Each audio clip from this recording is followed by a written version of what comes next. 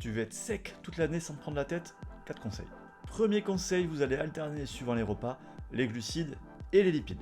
Le principe est super simple. Sur un repas, vous prenez vos protéines et vos glucides, et sur l'autre repas, vous prenez vos protéines et vos lipides.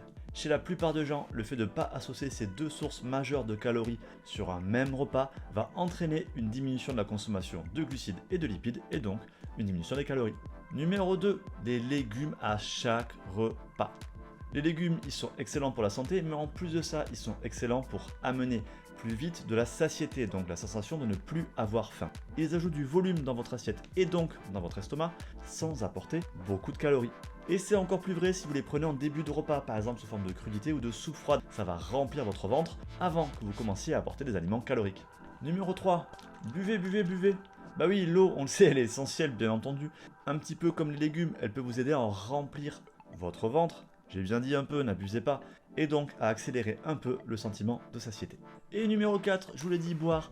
Mais buvez de l'eau, ne buvez surtout pas vos calories. Ça veut dire quoi? Ça veut dire qu'on va éviter tous les sodas et toutes les boissons sucrées parce qu'ils n'apportent que des calories vides. Les calories vides, c'est quoi? C'est tout simplement un aliment qui apporte juste des calories et rien d'autre.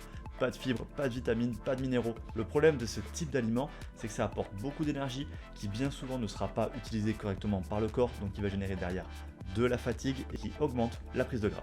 Mangez doucement. Il faut du temps pour que la sensation de satiété apparaisse. Si vous mangez trop vite, vous n'avez pas le temps d'avoir cette sensation-là.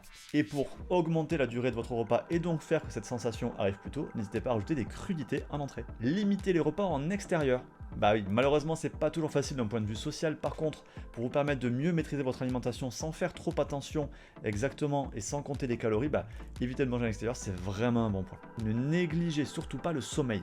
On y pense rarement, mais un mauvais sommeil va accentuer la prise de poids, réduire la croissance musculaire et puis en plus ça va vraiment augmenter le risque de faire des craquages, donc de se lâcher sur la nourriture. Dernier conseil, si vous avez envie de profiter, mangez moins.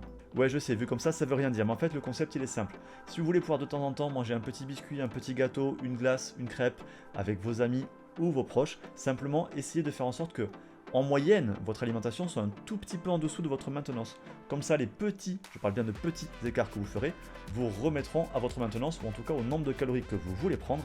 Et donc, à la fin, vous serez pile poil.